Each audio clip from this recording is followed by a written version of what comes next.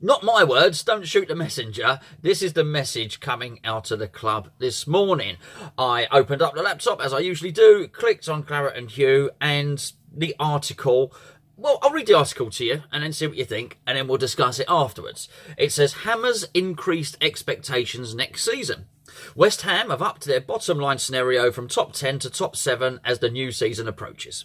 Manuel Pellegrini and Mario Husilos are currently in pursuit of the reinforcements which would ensure the Irons push onwards and into European qualifying places. The top 10 was the absolute bottom line in the manager's first season, but nothing short of a top 7 position will be sufficient this time around. Interesting words there. Sorry, I know I said I'd read it all, but that's interesting because the absolute bottom line's in inverted commas. So this is a quote. This is a quote from a source at the club. I've actually spoken to Hugh this morning just to verify that this is a legitimate article. Why would it not be? And this is... You know, this is straight from the club, so to speak. So anyway, so the other one is nothing short of a top 7 position will be sufficient this time around. What does that mean? If it's not top 7, does Pellegrini leave? I don't know. Anyway, let me read the rest of the article.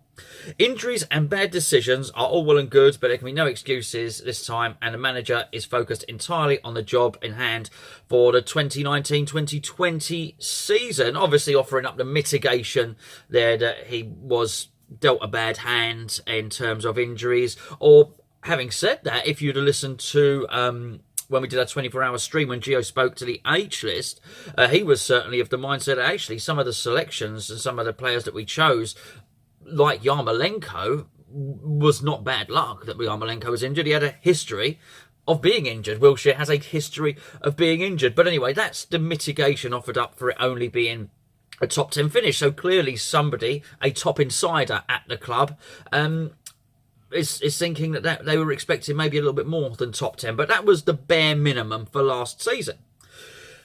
It goes on to say, we were told by a top insider on the phone. I guess top insider's not Dave in the club shop who's printing the names on the back of the shirts, is it? So when we say top insider, we've got to think it's one of the top 3 people at the club. So we were told by a top insider on the phone, we're looking for stability to be the main aim last season, and that was achieved despite plenty of issues which have all been documented.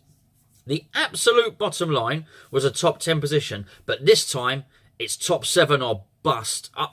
Those words, we'll come back to that. The club is progressing, and to be involved in Europe is a concrete signal of that.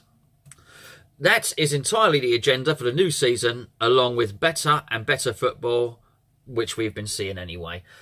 That's just a bit of a platitude at the end there. The thing that stuck out for me, is why I've made it the headline of this video. Well, of course, it's a good clickbait title, isn't it? Top 7 or bust.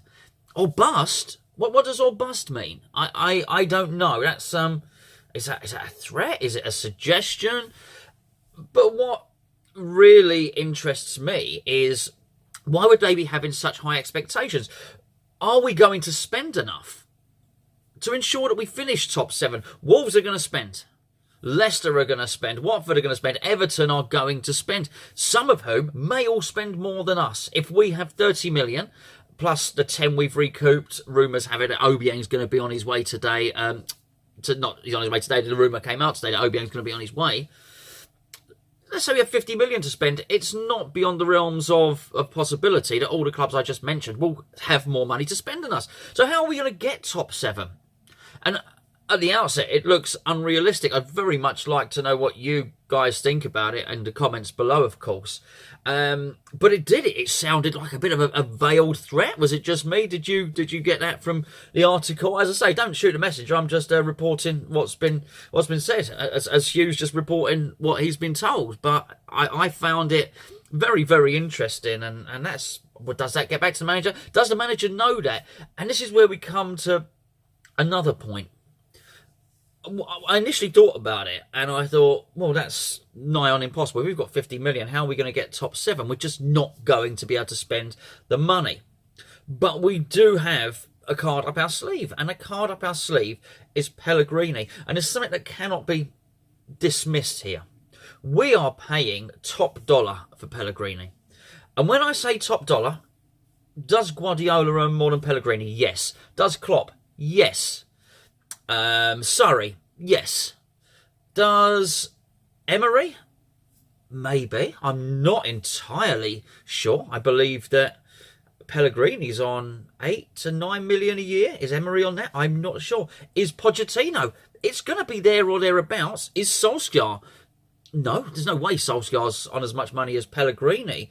So actually what the club are paying for, I think, is a top-level manager. That, you know, outside of Klopp and Pochettino and Guardiola, is comparable with the rest.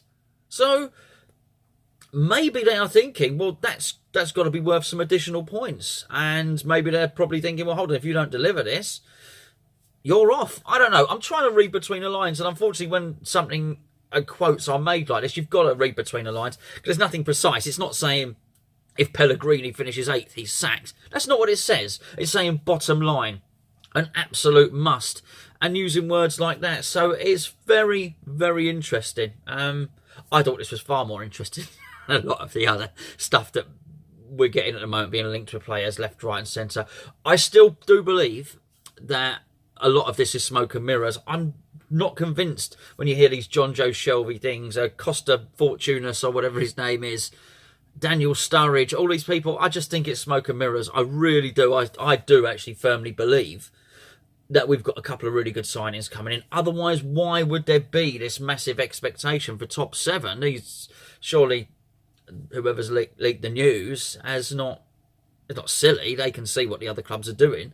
So with that in mind, I wouldn't be surprised if we still get Maxi Gomez. I know it's gone quiet, but I wouldn't be surprised if we're still pursuing him. Actually, he is the top target. And then we get another player in for 20, 30 million pounds as well as him. And then just some squad padding in and around it. If we got that, if we got a 40, 50 million pound striker, a 30, 40 million pound midfielder, something like that, could we then push on and start a challenge for top 7? Yeah, quite possibly. But without that, if what we're going to do is put sticking plasters on, if what we're going to do is buy some of the players that have been rumoured, well, as Gio mentioned in the video last night, they wouldn't even get into our first team as it stands currently. So watch this space, I guess. I just thought it was very interesting. We've got Graham Howlett later on the channel, and that's an extract from our 24-hour live stream. Please give that a watch. Myself and Gio did a cup of tea last night. We'll still be taking questions. We're doing another video in another couple of days. Keep your eyes on the channel, on the Twitter, on the forum for details of that coming up. If you're watching the England game today and this evening, you're looking out for Declan Rice to be playing, I hope so. Fingers crossed. Love to know what you think about that. Maybe we'll do something on that as well. Yeah, let me know in the comments below what you think about this top 7 as a must.